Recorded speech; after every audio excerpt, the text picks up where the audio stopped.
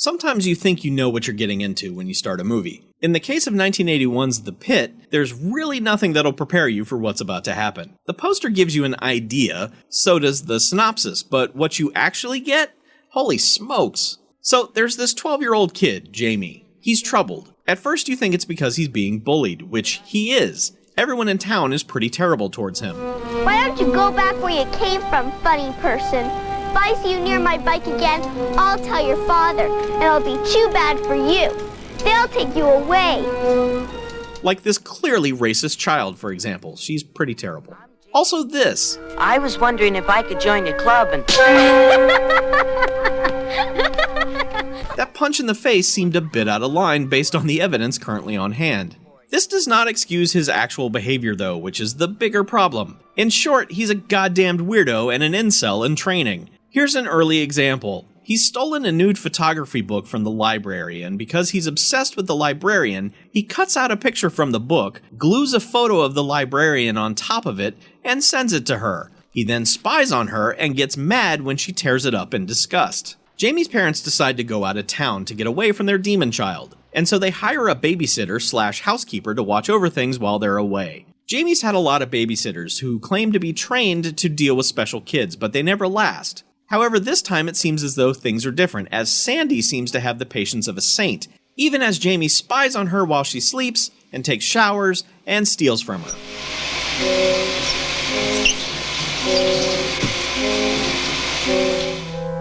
But she's got a boyfriend. Only, he isn't her real boyfriend. He's just a friend. That's all. Just a friend. Well then, she's just what we've been waiting for, isn't she? Oh god, what?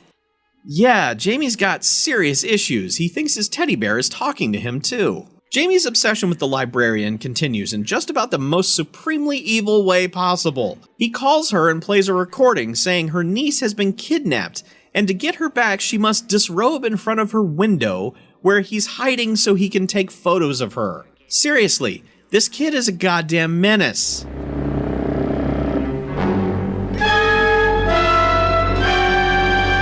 Okay, now wait a minute. The kid is insane and his teddy bear is actually alive/possessed by something? We're still not even to what this movie is actually about. Eventually, Jamie tells Sandy that he's found a pit in the woods, and at the bottom of this pit live a group of creatures he calls Trollocs. She's like, yeah, whatever kid, that's nice, I'm sure you believe that, it's good to believe things.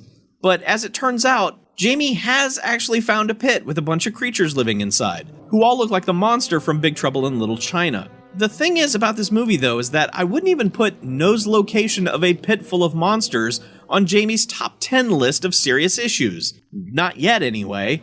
But then Jamie decides the creatures are hungry and he must feed them. After exhausting both his money and the money he steals from Sandy at the butcher's shop, he comes to the conclusion that he has no choice but to start throwing his enemies into the pit and complete his transition into Earth's worst supervillain.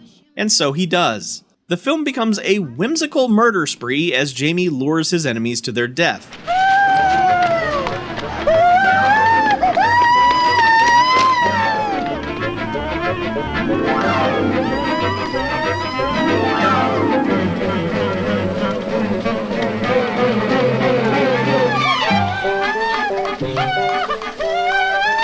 This score would suggest it's all pretty wacky.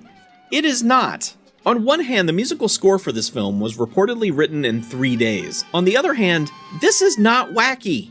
It comes time for Sandy to check out the pit for herself, and while Jamie doesn't push her in, she does end up falling in, and that's it for Sandy. And I am not a fan of this plot development, not at all. Neither is Jamie, as it turns out, and he ends up just giving up on everything, so for his final act of pure evil, he gives the Trollocs a rope so they can climb out and murder whatever they want.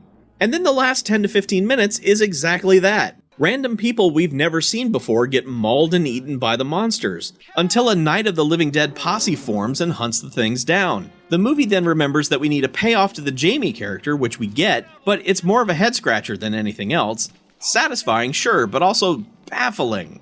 I'm recommending The Pit as something you need to see, even though I'm not sure I'm saying I enjoyed it. It's a thing. It's watchable in a very mouth-agape, what the fuck is this movie kind of way. It does have some issues.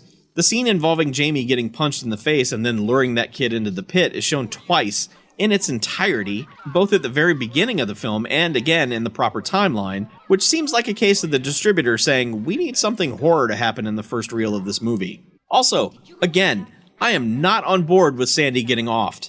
That is a major bummer, and from that point on, the movie just becomes something else entirely. Overall, it's such a weird thing, but that's what makes it so watchable. Seek it out and prepare to cringe.